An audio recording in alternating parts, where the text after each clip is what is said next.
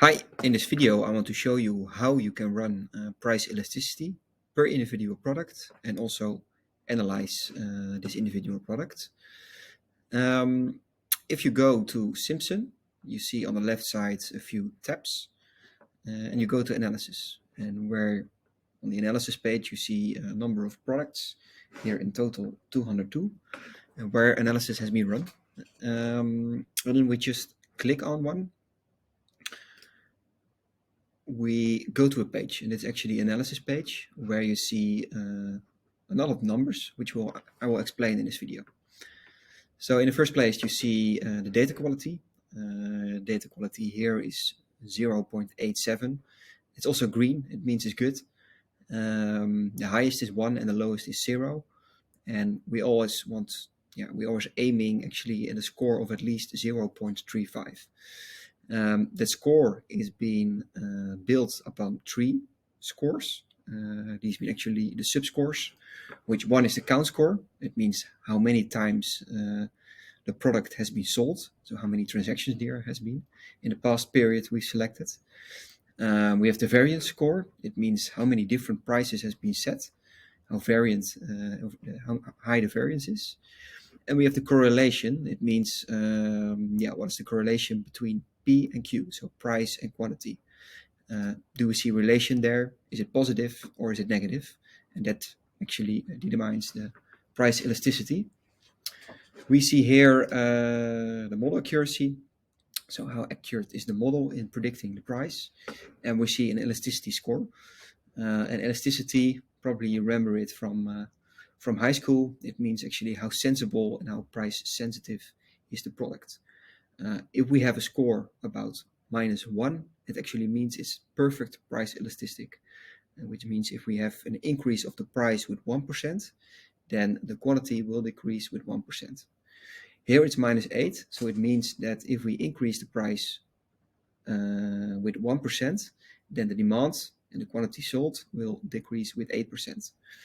And based on that, we can give a price prediction. We have an impact here, an impact score. It means if you set this price, if you take over the advice, we can increase the margin with 17%. Here you see some values. You see so the current price, also the current cost, the current quantity sold per period. This is per week. You can also do it per month.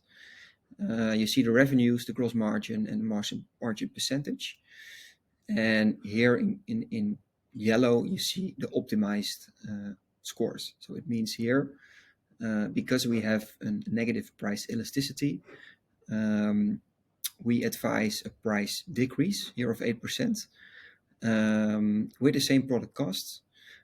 Because if it's so sensitive, we advise to have a little decrease, because then we can increase the number of sales, which means a higher revenue and also a higher margin for this typical period, a week.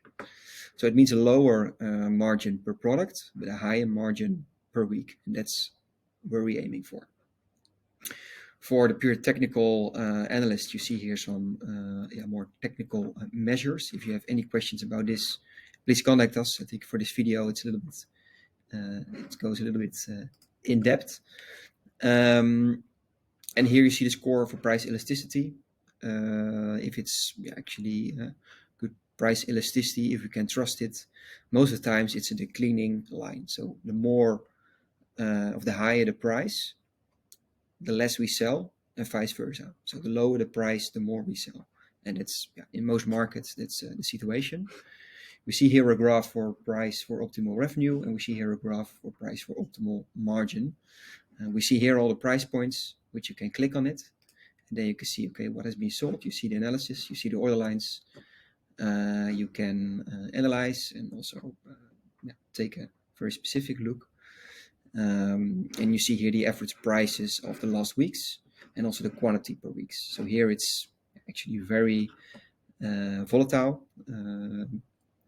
So there is a relation between price and quantity in this product. And that's why we optimize a lower price for a higher margin.